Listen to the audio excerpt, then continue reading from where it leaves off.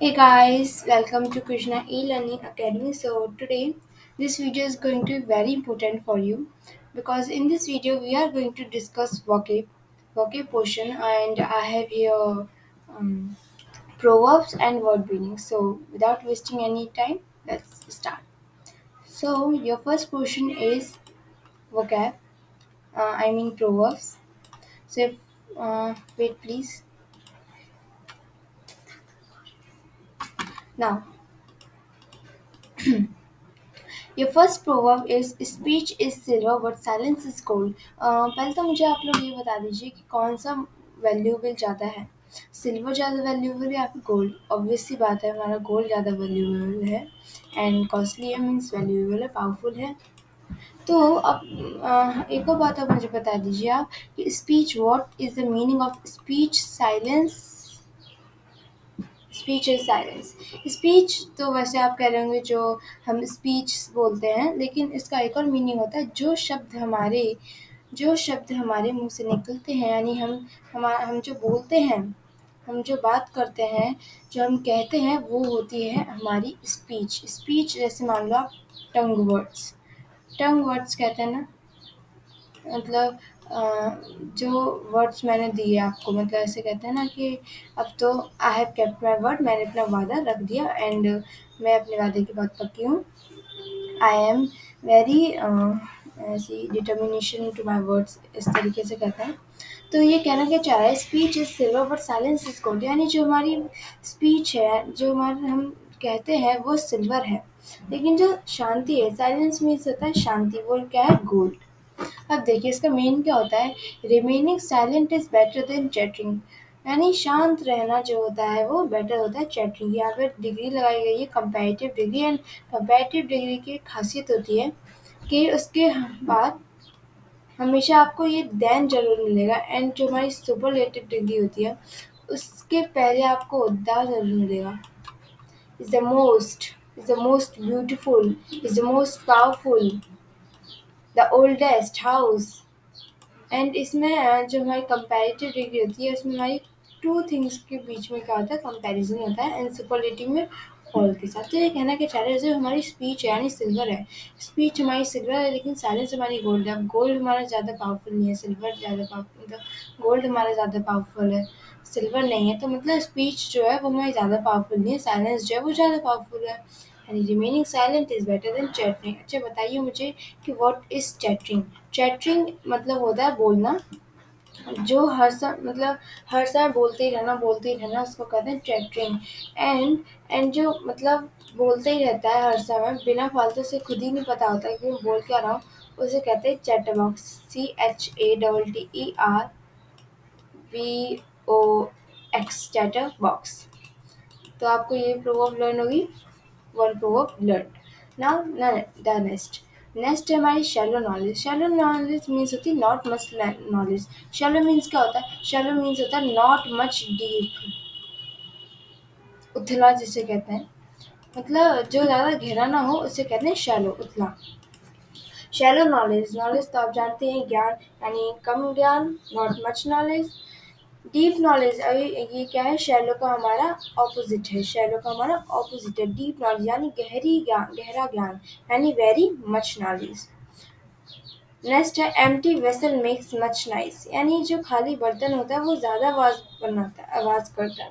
आप लोगों ने भी कई बार देखा होगा कि अगर कोई बर्तन गिर जाता है खाली, तो वो काफ़ी देर तक जो वो आवाज़ करता रहता है, एंड इतना भरा बर्तन नहीं करता, जो भी जिसमें पानी डाल दो या फिर कुछ डाल दो वो इतना आवाज़ नहीं करता है। यानी एम्प्टी वेसल जो होता है, जो वेसल मीन्स होता है हमारा बर्तन, जो खाली बर्तन होता है वो हमारा ज़्यादा नॉइस करता है। तो यहाँ का ये तो हमारी प्रोवर्ब का मीनिंग हो गया, लेकिन इसका एक्चुअल मीनिंग क्या है, वो तो एक सेंटेंस की तरह, जैसे सेंटेंस का मीनिंग बताते हैं वैसे बता दिया मैंने, लेकिन इसका एक्चुअल मीनिंग क्या है वो देखते हैं। एक्चुअल मीनिंग है ये, one who has not much knowledge speaks much, यानी एक जिसके पास ज़्यादा नॉलेज नहीं होती वो ज़्यादा बोलता है। देखो हम यहाँ पे हमारा है not much knowledge, not much knowledge की जगह हम क्या यूज़ कर सकते हैं, हम शैलो नॉलेज यूज़ कर सकते हैं, करेक्ट। अभी हमने वो पढ़ा था। एंड नेक्स्ट देखते हैं जो कि इस सारे प्रोवर्ब का ऑपोजिट है, वो है silent water runs deep. Silent means शांति, वाटर मीन्स पानी, रन्स मतलब भागना, एंड डीप मतलब गहरा, यानी जो हमारा एकदम शांत पानी होता है वो ज़्यादा गहरा जाता है। इसका मीनिंग है one who has very sharp knowledge remain silent, यानी जिसके पास बहुत ही ज़्यादा नॉलेज होती है वो क्या रहता है, वो शांत रहता है। अब यहाँ पे फिर से हम वेरी शार्प नॉलेज की जगह डीप नॉलेज जो है यूज़ कर सकते हैं। अब हमारी प्रोवर्ब्स मैंने जो आपको दी थी वो सारी की सारी एकदम मतलब कंबाइंड सी थी, रिलेटेड थी। मैंने इसलिए दी थी ताकि आपको ईजिली लर्न हो जाए। अब देखते हैं, अब हमारी वर्ड मीनिंग्स में आते हैं। वर्ड मीनिंग्स मैंने उसमें बहुत सारे डाले हैं, सिनोनिम्स प्लस एंटोनिम्स डाले हैं, प्लस रिलेटेड वर्ड्स मतलब सिनोनिम्स भी डाले हैं। पहला वर्ड है हमारा पेसिफाई। पेसिफाई क्या होता है बताइए मुझे। पेसिफाई का मीनिंग होता है काम। इसका हम रूट वर्ड देखें तो हमारा रूट वर्ड होता है पैक और प्लैक। ये मैंने यहाँ पे रूट वर्ड्स मेंशन कर रखे हैं, पैक और प्लैक। इसका मीनिंग होता है, इन दोनों का मीनिंग होता है काम। यानी रूट वर्ड्स क्या होता है, रूट वर्ड्स होता है कुछ छोटे छोटे वर्ड्स, अगर वो किसी भी वर्ड में आ जाए तो उसका उस वर्ड का कहीं ना कहीं मीनिंग उस रूट वर्ड के मीनिंग से होगा। जैसे कि पेसिफाई, पेसिफाई का मीनिंग भी शांत होता है, काम होता है। एंड इसमें पैक आ रहा है, पैक मीन्स होता है शांत, और ईफाई यानी पेसिफाई मतलब जो बहुत ही शांत हो, पेसिफाई। इसके सिनोनिम्स देख लेते हैं। सिनोनिम्स यहाँ पे modify, appease, conciliate, reconcile, placate, allay, alleviate, lessen, mitigate, and antonym से प्रोवोक, एनॉय, टॉकेटिव। ये तो मैंने आपको वर्ड्स बता दी। अब इनको लर्न करने की ट्रिक बताती हूँ। तो देखिए पेसिफाई को आपको कैसे लर्न करना है। पेसिफाई जब आपने वर्ड आप इसे बोलोगे तो आपको कुछ लगेगा कि ये कहीं का मतलब एकदम पैसिफिकेशन होता है उसी जैसा जो इसका प्रोनाउंसिएशन है। यानी पैसिफिकेशन आप ऐसे लर्न करिए कि पैसिफिकेशन है वो बहुत ही शांत तरीके से जो है वो बहता है, यानी बहुत ही साइलेंटली जो है वो फ्लो करता है। तो आपको वन वर्ड लर्न हो गया, पेसिफाई मीन्स काम। एंड प्लैक आप इससे याद कर सकते हैं, पैक एंड प्लैक। सिनोनिम्स की बात करें तो आता है हमारा मॉडिफाई। एंड इन सब के मीनिंग जो है पहले मैं आपको बता दूं, इन सब के मीनिंग जो है वो है हमारा काम। I hope you understand. And now let's learn the trick. The trick is that mollify. If you say mollify word, then you will remind of a animal called mole. अगर आप मॉडिफाई बोलोगे तो आपको, अगर आपने मोल एक एनिमल होता है उसके बारे में पढ़ा हो तो आपको मतलब एकदम से प्रोनाउंसिएशन का मैचिंग लगेगी। तो मोल आप इसे याद करिए, एक मोल होता है, एनिमल होता है ये, जो कि अपने बुरो में रहता है। बुरो समझते हैं आप, जिसमें रैबिट रहता है, यानी जमीन के अंदर एक गड्ढा जो कि किसी भी एनिमल का घर हो उसे कहते हैं बुरो। तो मोल जो है वो बहुत ही शांति से बिना किसी अपने पड़ोसियों से झगड़ा करे हुए अपने बुरो में शांति से रहता है, यानी very calmly. The mole lives very calmly in his burrow. तो आपको लर्न हो गया मॉडिफाई। अपीज, अपीज जैसे अगर कोई हमारा कोई मतलब रूठ जाता है तो हम उससे बनाते हैं आप प्लीज़ मान जाओ, तो आपको इससे भी लर्न हो जाएगा। ए प्लीज़ यानी आप प्लीज़ मान जाओ मतलब शांत हो जाओ।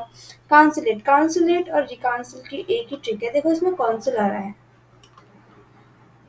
एक काउंसिल होती है हमारी COUN, अभी बताती हूँ।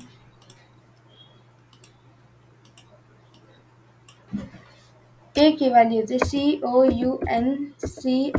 इस काउंसिल का मतलब होता है बैठक, और इसमें काउंसलर्स बिठाए जाते हैं और ये किसी मुद्दे को शांत करने के लिए बिठाए जाते हैं। मतलब काउंसिल होती है हमारी, कोई भी लड़ाई झगड़े का कोई भी मैटर है तो उसको शांत करने के लिए जो है काउंसिल बिठाई जाती है।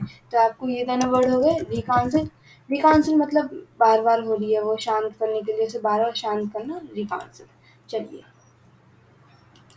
नेक्स्ट वर्ड देखें तो प्लेकेट। प्लेकेट आप कैसे याद करेंगे, प्लेकेट और एले, एले और एलिवेटर, आपको ये तीनों एक ही ट्रिक से लर्न करने हैं।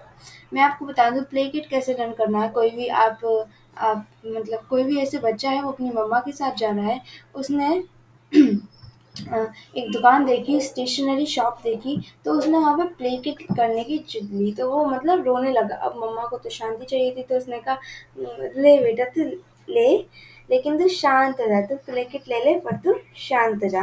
एंड एले, अब वो बहुत ही अनॉयड हो चुकी थी उससे, तो उन्होंने कहा एले पर तू शांत हो जा। तो आपको ये वर्ड और ये वर्ड लर्न हो गए। एलिवेट मतलब आप किसी शॉपिंग मॉल में गए हैं, तो वहाँ पे एक बच्चा है, वो कह रहा है मुझे तो एलिवेटर पर घूमना है, मुझे तो एलिवेटर पर घूमना। तो आपको ये भी लर्न हो गया। एंड इन तीनों का मीनिंग काम है, मीन्स इसमें वो प्लेकेट करने की जिद ले रहा था, प्लेकेट लेने की।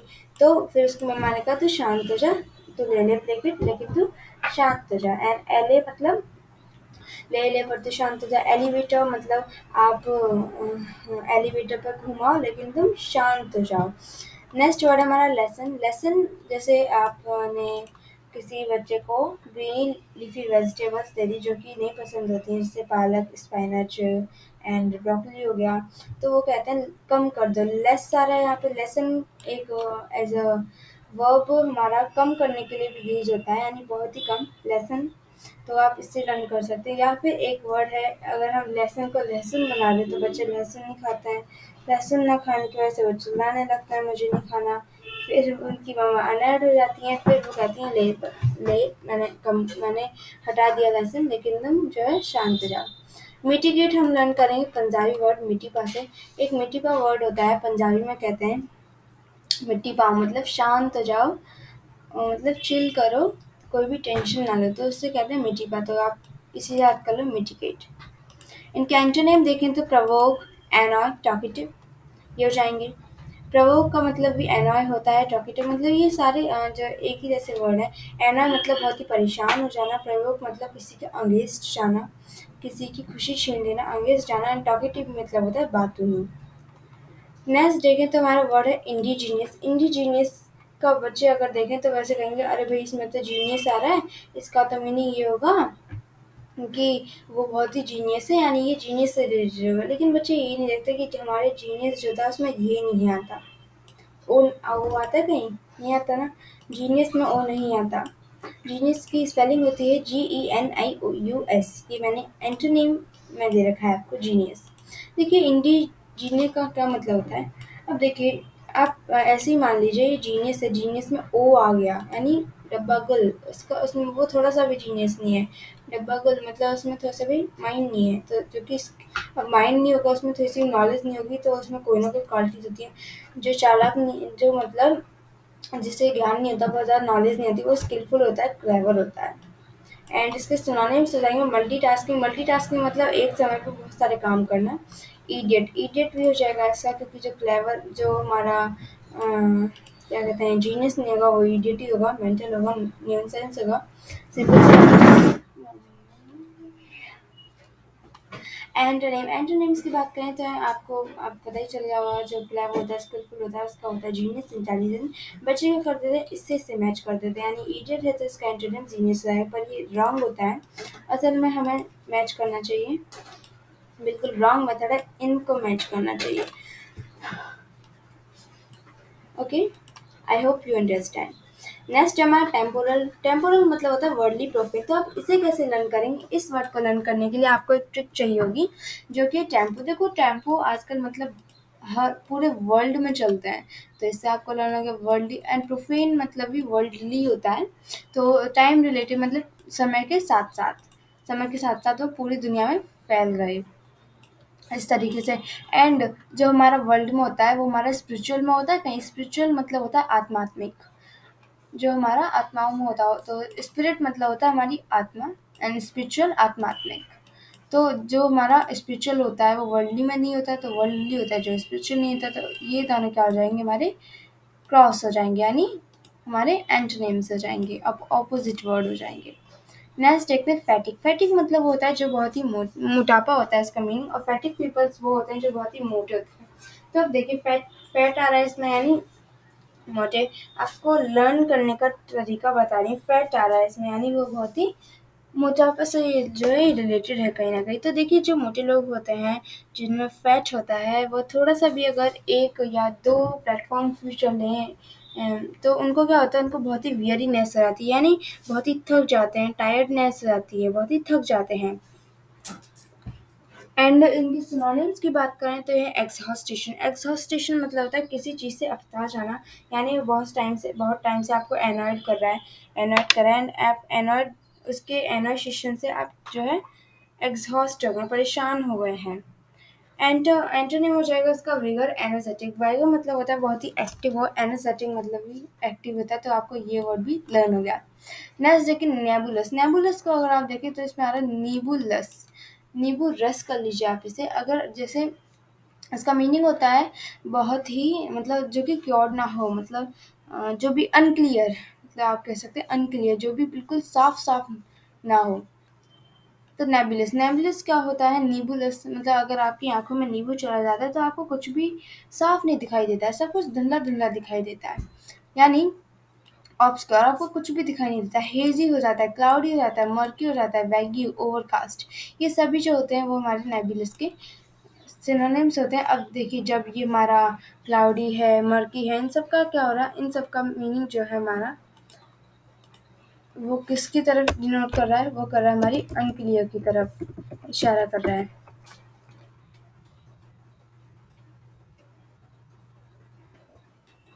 चलिए नेक्स्ट देखें, हमारा है ट्रांसपेरेंट। मतलब नेबुलस का अब जो हमारा अनक्लियर होगा उसका एंटोनिम तो हो जाएगा क्लियर एंड ट्रांसपेरेंट।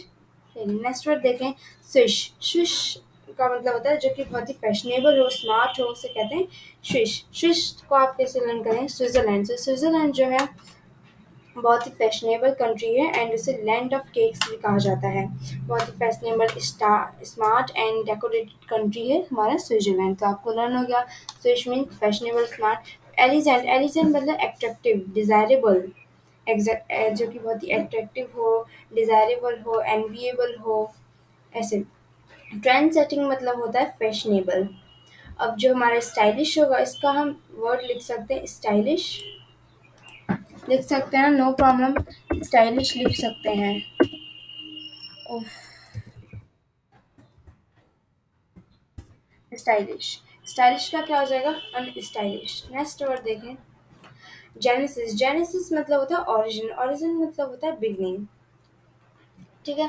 तो जीन मीन्स क्या होता है, जीन मीन्स होता है हमारा, मतलब जीन मीन्स होता है बिगेट, बिगेट मीन्स होता है जो न्यू बोर्न, न्यू बोर्न कहते हैं इसे, मतलब अभी अभी जो है पैदा हुआ है, newborn. Newborn baby होते हैं ना, वैसे ही न्यू,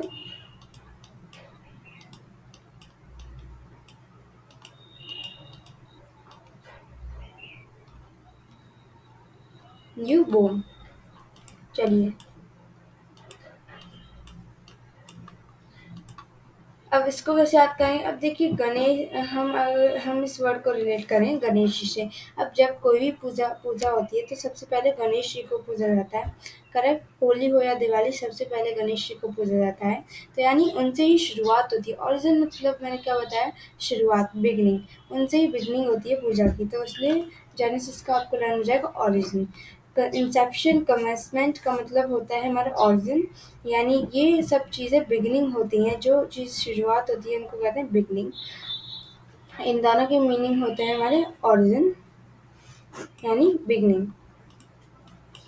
चलिए नेक्स्ट देखें, इनका एंटोनिम हो जाएगा एंड कंक्लूजन। एंड अगर हमारा इसका मीनिंग है हमारा बिगनिंग, तो हमारा एंटोनिम क्या हो जाएगा, सीरियसली एंड हो जाएगा। कंक्लूजन मतलब होता है वो चीज़ बहुत समय से चल रही थी एंड आखिरकार आप उसके एंड पे आएंगे, अब उसके ख़त्म होने की जो है पीढ़ी आएगी। नेक्स्ट है ग्रेटिंग। ग्रेटिंग जो है हमारा एकदम मतलब डेली यूज वर्ड है। ग्रेटिंग वैसे हम किसकी करते हैं बताइए मुझे। ग्रेटिंग हम करते हैं चीज़ की जो बहुत ही हार्ड होती है, या फिर जो भी चीज़ होती है हमारी, बटर की, बटर भी आता है जो बहुत ही हार्ड होता है, उसको हम ग्रेटिंग करते हैं। ग्रेटर होता है, ग्रेटर हमारा कुछ इस शेप का होता है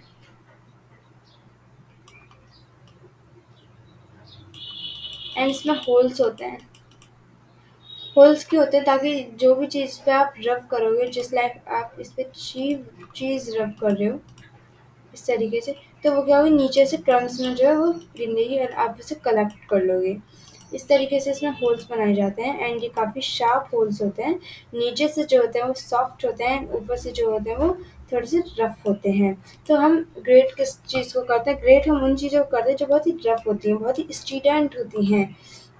इनका सिनोनिम भी हो जाएगा respiring and rocks and antonym हो जाएगा म्यूजिकल सॉफ्ट। और आप कह रहे होंगे यहाँ पर म्यूजिकल कहाँ से आ गया।